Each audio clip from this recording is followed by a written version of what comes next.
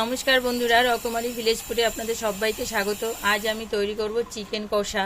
তো তার জন্য এখানে নিয়েছি আমি 1 কেজি 250 গ্রাম চিকেন নিয়েছি। তো পিসগুলো এরকম মিডিয়াম সাইজের পিস নিয়েছি, তো আপনারা ছোট বড় করে নিতেই পারেন। তো এখন আমি এটা একটু ম্যারিনেট করে রাখবো। প্রথমেই দিয়ে দিচ্ছি আমি 1 চামচ নুন। এবারে দিয়ে দিচ্ছি পরিমাণ মতো হলুদ গুঁড়ো। এবারে দিয়ে দিচ্ছি পরিমাণ মতো লঙ্কা গুঁড়ো। দিয়ে দিচ্ছি স্বাদ অনুসারে সরষের তেল। এখন আমি একটু ভালো করে ম্যারিনেট করে রেখে দেব। তো খুব সহজে একদম তার ঝটপট রান্নাটা হয়ে যায় বন্ধুরা।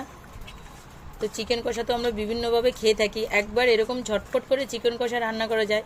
তো দেখতে থাকুন প্রথম থেকে শেষ অবধি, স্কিপ না করে ভিডিওটা আমার সঙ্গে থেকে। তো এটা আমার ম্যারিনেট করা হয়ে গেছে, এখন আমি ঢাকা দিয়ে রেখে দেবো 15 থেকে 20 মিনিটের জন্য। একটু ঢাকা দিয়ে রেখে দেবো।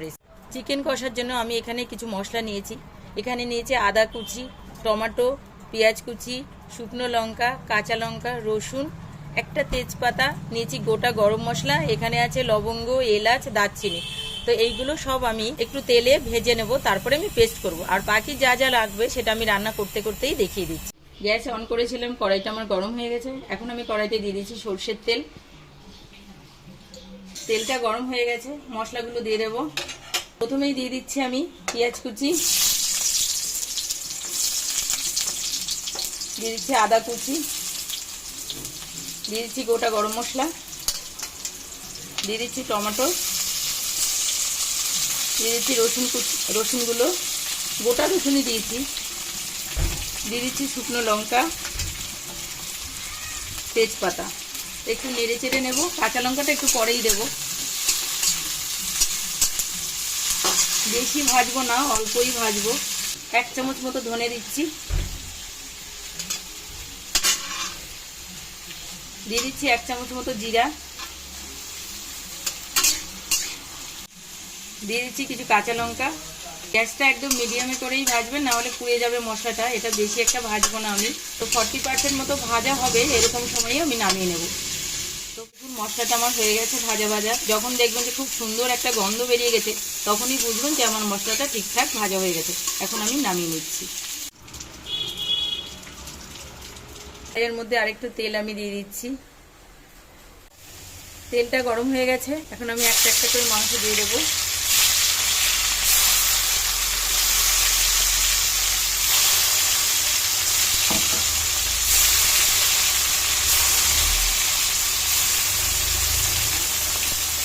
এবারে পিসগুলো একটু উল্টে দিচ্ছি।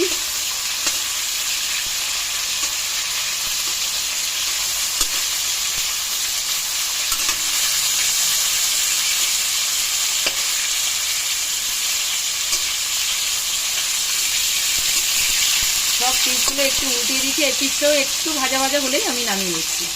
তো 40% ভাজা হয়েছে, এখন আমি মাংসটা তুলে নিচ্ছি।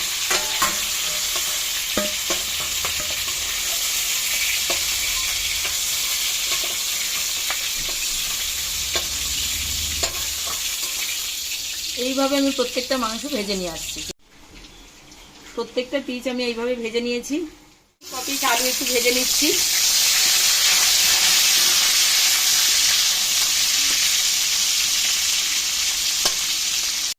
তো আলুটা আমার লাল লাল করে ভাজা হয়ে গেছে, আলুটা আমি এখন নামিয়ে নিচ্ছি।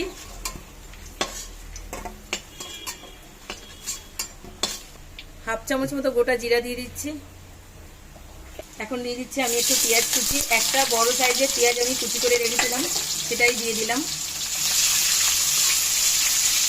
আর বন্ধুরা, মাংসটা যে আমি ভাজা ভাজা করেছি, তো ওটা কিন্তু একটু মোটামুটি হাই ফ্লেমেই রাখবেন, যাতে মাংসের ওপরের কোটিংটা বেশ ভালো হয়।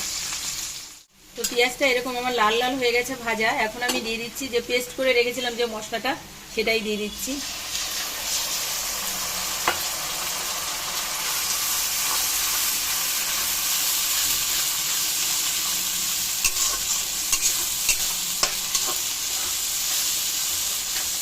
দিচ্ছি পরিমাণ মতো নুন, পরিমাণ মতো হলুদ গুঁড়ো। তো আপনারা আপনাদের মাংসের পরিমাণ বুঝেই নুন হলুদটা দিয়ে দেবেন। তো একটু জল দিয়ে মশলাটা আরেকটু কষে নেব আমি। ভেজে রাখা আলুর টুকরোগুলো দিয়ে দিচ্ছি। তাতে মশলাটা কষাতে কষাতে আলুটা পুরো সুসিদ্ধই হয়ে যাবে একদম। মশলাটা আমার কষানো হয়ে গেছে, আর মশলাটা যদিও বা আমি ভেজে পেস্ট করেছি, তার জন্য আর খুব বেশি কষাবার দরকার নেই। এখন আমি দিয়ে দিচ্ছি ভেজে রাখা মাংসের টুকরোগুলো।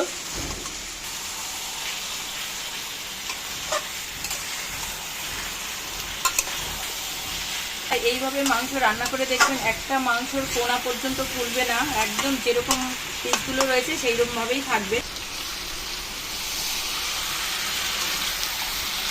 একদম মাংসটা কষানো হয়ে গেছে, এখন আমি দিয়ে দেবো এখানে উষ্ণ গরম জল। এই অবস্থায় আমি ঢাকা দিয়ে রেখে দেবো, একদম নাড়া দিলাম না, এখন আমি চাপা দিয়ে রেখে দিচ্ছি।